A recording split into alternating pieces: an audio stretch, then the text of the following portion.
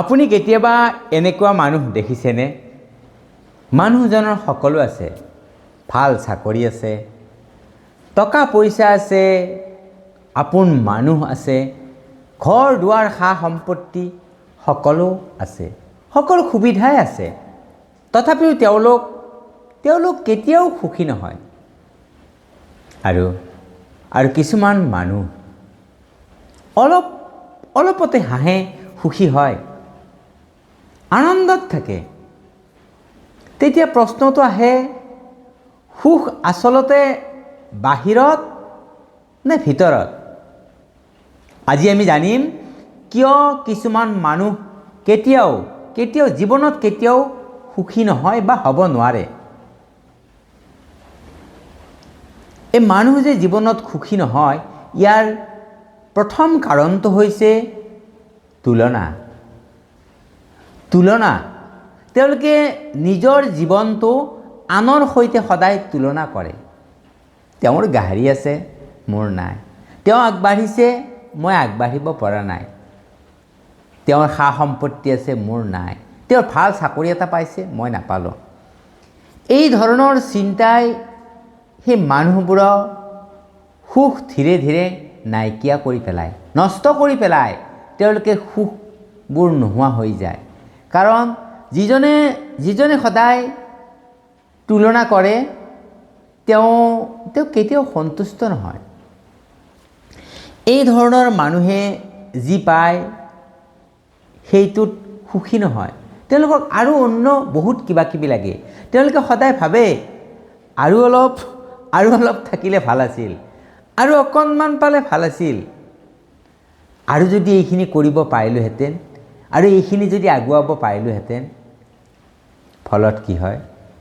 যি আছে তাৰ আনন্দ ল'ব নোৱাৰে, আৰু যি নাই তাৰ পিছত দৌৰি থাকে, আৰু এইটো এটা শেষত এণ্ডলেছ চাইকেল হৈ পৰে, সামৰণি নোহোৱা এটা চক্ৰ হৈ পৰে। তাৰোপৰি কিছুমান মানুহে নিজৰ অতীতবোৰ এৰি দিব নোৱাৰে। সেই আগতে কৰা কষ্ট, আগতে কৰা ভুলবোৰ, আগৰ সেই দুখবোৰ, এইবোৰকে সামোচ মাৰি ধৰি থাকে।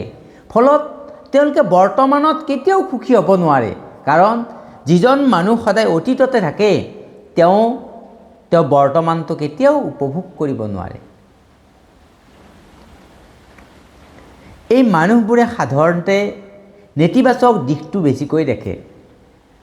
যি ভাল আছে সেইটো দেখা নাপায়, যি বেয়া আছে সেইটোতহে মনটো দিয়ে। ফলত তেওঁলোকৰ জীৱনটো তেওঁলোকৰ বাবে সদায় যেন বেয়াই হৈ থাকে। তেওঁ জীৱনত যিবোৰ ভাল কৰিছে, জীৱনত যিবোৰ বেয়া আছে, সেইবোৰ তেওঁ লক্ষ্যই নকৰে। সদায় জীৱনত আনৰ লগত তুলনা কৰাৰ ফলত বেয়াবোৰে চকুত পৰে। আটাইতকৈ ডাঙৰ সত্যটো কি জানে? আটাইতকৈ ডাঙৰ সত্যটো হৈছে তেওঁলোকে নিজৰ সৈতেই সুখী নহয়। নিজৰ জীৱন, নিজৰ সিদ্ধান্ত, নিজৰ অৱস্থা, নিজৰ সা সম্পত্তি, নিজৰ স্বাস্থ্য, এইবোৰ তেওঁলোকে মানি ল'ব নোখোজে বা নোৱাৰে। যেতিয়া মানুহে নিজকেই মানি ল'ব নোৱাৰে, তেতিয়া বাহিৰৰ কোনো বস্তুৱেই তেওঁক সুখী কৰিব নোৱাৰে। তেওঁ নিজেই অন্তৰৰ পৰা সুখী হ'ব লাগিব, তেতিয়াহে। বাহিৰৰ পৰা কোনেও তেওঁক সুখী কৰিব নোৱাৰে। সঁচা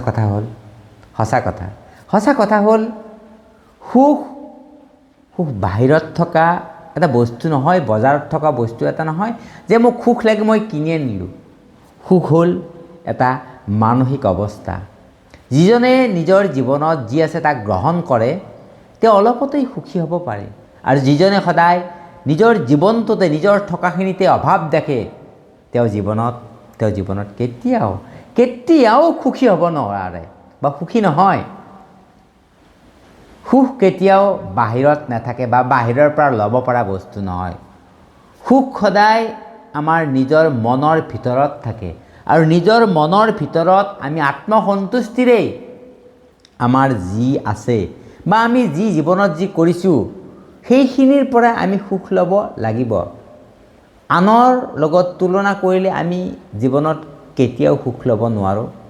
গতিকে আমাৰ যি আছে, জীৱনত আমি যি পাইছোঁ, জীৱনত আমি যি কৰিছোঁ, তাতেই আমি সন্তুষ্ট হ'বলৈ যদি শিকোঁ তেতিয়াহ'লে আমাৰ সুখ ভিতৰৰ পৰা পৰমাত্মাৰ যিটো সুখ সেই সুখটো নিজে নিজে আমি দেখিবলৈ পাম বা অনুভৱ কৰিবলৈ পাম।